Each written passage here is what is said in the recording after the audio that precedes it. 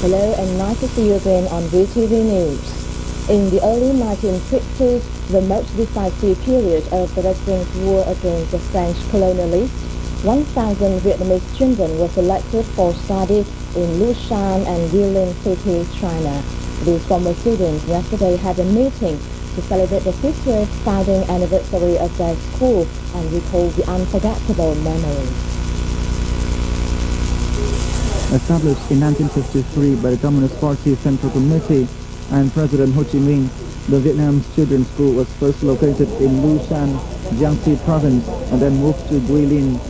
It provided comprehensive education for more than 1,000 boarding students with wholehearted support from the central and local governments of China. Living far away from home, the Vietnamese students were cared for by the Chinese teachers and the Vietnamese staff. Each of them kept in his mind the beautiful memories of the Vietnam-China friendship, which later accompanied him all his working life.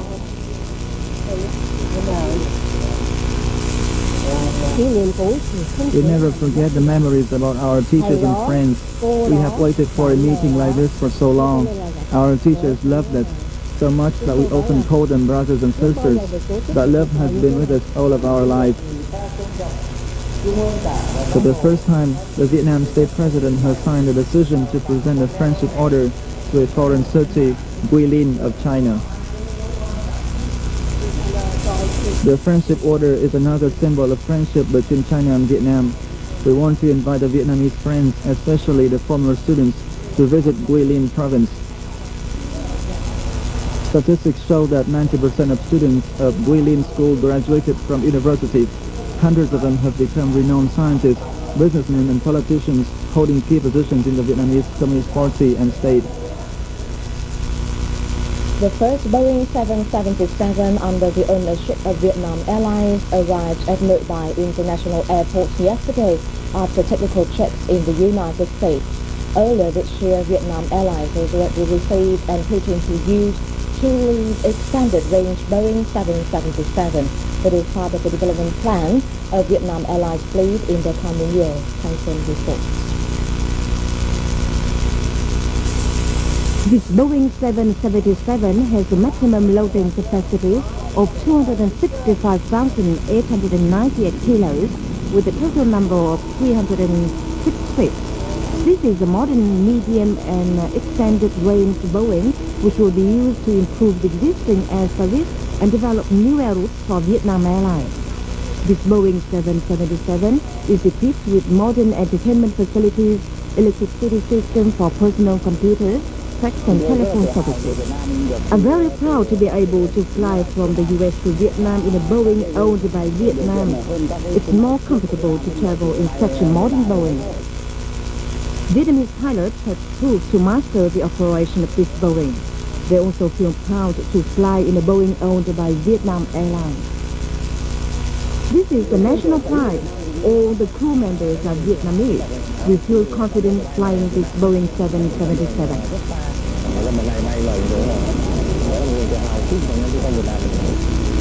This event marks an important step in Vietnam Airlines' strategy to modernize its fleet and integrate into the world aviation.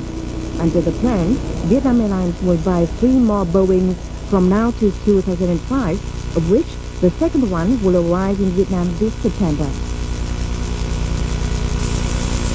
The government has issued decision number 64, according to which, by the year 2007, 439 facilities nationwide, which cause sewage pollution, will be relocated to new production sites or required to complete their waste treatment system. The decision is aimed at restoring and promoting environmental protection in big cities. To implement this decision, relevant agencies and ministries are actively taking all preparatory steps. The Hanoi Liquor Company is one among the first 16 companies to be relocated to the city outskirts this time. To prepare for this relocation, even before the promulgation of the decision, the company has worked out its resettlement plan. It has decided to relocate the new production factory in Yên Sơn, Bắc Ninh province and found out the solution to handle the existing facilities. The relocation of the company will be very costly. So we propose that the authorities allow us to transfer our land use right to other businesses. They will use our land for production. Vice versa, we have budget for relocation. For the first time, a list of facilities which generate pollution and need being relocated out of the inner city has been set up by the authorities. Including in this list are over 300 business facilities, 84 hospitals, 52 garbage dumps, 15 plant protection chemical warehouses, 3 houses of toxic agents, and 1 bomb warehouse left from wartime. We are actively mapping out the plan and preparing for the relocation. It is expected that in 2 years' time, the relocation of some facilities will be completed. All companies meet the financial problems in relocating the production sites. To help them solve the problem, the government will extend preferential loans with support from the newly established Vietnam Environment Protection Fund. Experience from the relocation of production units in this phase is expected to serve the implementation of the Decision 64 by the year 2007. The Dân Thành dumping site in Ho Chi Minh City has been shut down for more than 1 year. Waste liquid is still leaking from the ground, causing heavy pollution and affecting the living environment of locals in the neighborhood. To address this matter, a new shipment technology for this wastewater has been put forward by a group of science and technology companies and a group of scientists. This is the dirty water directly leaked from Dong Thanh dumping site. And this is the color of clean water after being treated. This environment is clean enough for fish and plants to grow. To generate such clean water source, waste liquid must be treated in a specialized filtering system for deodorization. We pump chemical into the system to generate certain quantity of oxygen during the time when the water is treated.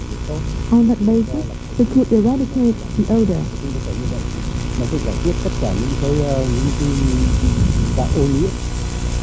The secret of this method is the utilization of the natural heat, such as the fermentation process to kill bacteria. Then this water will undergo filtering and sucking systems. This process requires very simple equipment with only a pumping machine, a stirring tool and filtering pond. It is enough for the system to operate. These types of equipment can be produced in Vietnam, so we do not have to rely on foreign technology anymore. The operation of this system is quite stable. It consumes 800 cubic meters per day. However, we still need more time to evaluate the economic efficiency of this technology. Since being put into operation, the system has treated 60,000 cubic meters of clean water at these standards.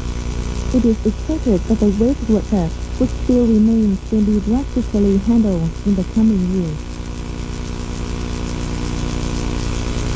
We now leave you with the highlights of measures and to take place in Vietnam next week. More news and stories are still coming up next. Please keep watching.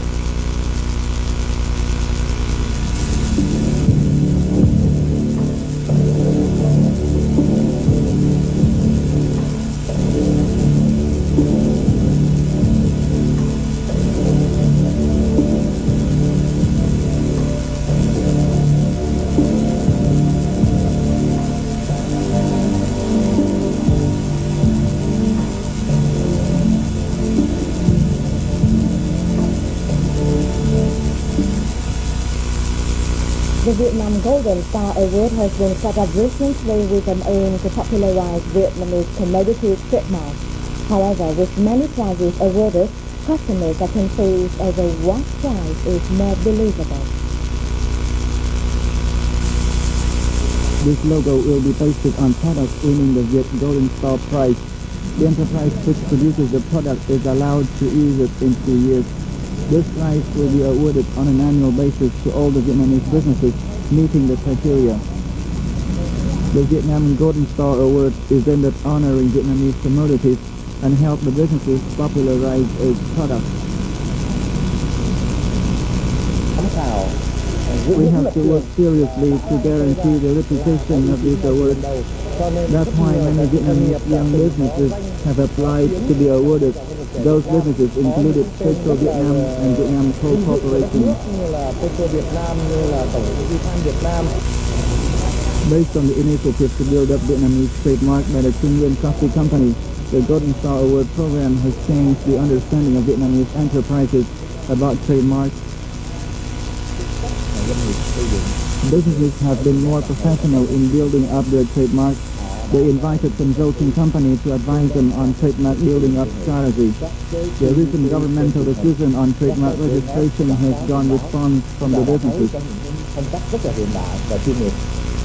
The Golden Star Award added to the list of prizes which are presented to Vietnamese businesses every year. Before it, there are many prizes awarding to the good quality and building up customers' belief on the product. With a surge in the number of prizes, customers could get confused about the criteria to present awards. What prize is more credible is a headache for them. Anyway, trademark plays an important role for goods, from high-tech ones such as computer to raw products such as rice. By building up their trademarks, Vietnamese businesses have shown their seriousness and aspiration to earn not only domestic but foreign markets. The central city of Da Nang held the third job fair on August the 23rd and the 24th. The fair is a new effort of organizers to offer more job opportunities to laborers. Though up to 40,000 laborers in Da Nang City are unemployed, the majority of them are unskilled. To solve the problem, organizers have coordinated closely with employers to create more favorable conditions for laborers. 3 banks have helped laborers join the city's labor export program by giving them preferential loans. In the fair, vocational training centers have also been urged to improve training quality and expand their operation. By this time, the fair has helped more than 5,000 laborers in Da Nang City find a job. The 8th Fine Arts exhibition of the South Central Region and the Central Highlands opened in the coastal city of Nha Trang, Thanh Hoa province yesterday. The exhibition was organized by the Vietnam Fine Arts Association and the Thanh Hoa Literature and Arts Association. On show are 164 artworks of the assorted types, including painting, sculpture, and applied fine art by 119 artists in the South Central Region and Central Highlands provinces. These artworks have just been created during the past year using a variety of materials such as oil, color, charcoal, silk, wood, and aluminium. They depict the vivid aspects of life and production activities of Vietnamese people in the renovation process. The first prize has been awarded to Bùi Văn Quang for his work entitled Newly Baked Bricks. The exhibition will last until September the 5th. And finally, let's have a look at the weather forecast for tomorrow in major cities in Vietnam and the world over.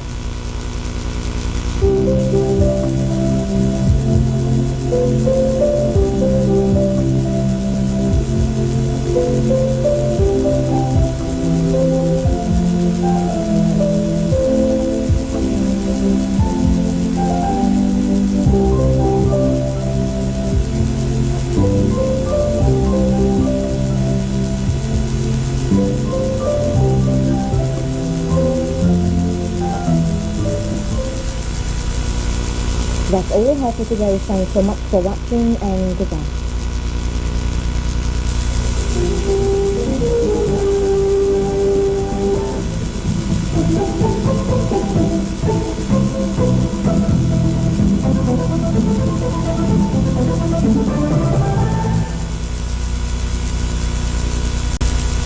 Mời quý vị và các bạn theo dõi nội dung buổi truyền hình sẽ phát vào ngày mai.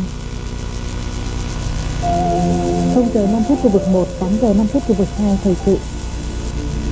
0 giờ 35 phút khu vực 1, 8 giờ 35 phút khu vực 2 dạy tiếng Việt, đào tạo.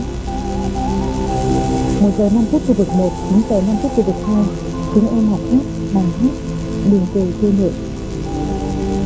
1 giờ 25 phút khu vực 1, 9 giờ 25 phút khu vực 2 phim truyện, khi đàn phim trở về tập 1. 2 giờ 40 phút khu vực 1, 10 giờ 40 phút khu vực 2 Việt Nam cho con mắt người nước ngoài, những thành tựu về ca đáy cảng nghèo ở Việt Nam. 3 giờ khu vực 1, 11 giờ khu vực 2 người dân thờ, huyện 1 trưởng thôn. 3 giờ 40 phút khu vực 1, 11 giờ 40 phút khu vực 2 du lịch Đà Nẵng, tiềm năng và triển vọng. 4 giờ khu vực 1, 12 giờ khu vực 2 thời sự. 4 giờ 15 phút khu vực 1, 12 giờ 15 phút khu vực 2 bản tin tiếng khác. 4 giờ 30 phút khu vực 1, 12 giờ 30 phút khu vực 2 đường lên đỉnh Olympia. 5 giờ 20 phút khu vực 1, 13 giờ 20 phút khu vực 2 Việt Nam hôm nay. Xây dựng xã văn hóa ở Củ Chi. 5 giờ 50 phút khu vực 1, 13 giờ 50 phút khu vực 2 văn học nghệ thuật dối trại những tìm tòi mới. 6 giờ 30 phút khu vực 1, 14 giờ 30 phút khu vực 2 phim truyện câu chuyện bánh quà tập 3. 7 giờ 40 phút khu vực 1, 15 giờ 40 phút khu vực 2 bản tin tiếng Anh.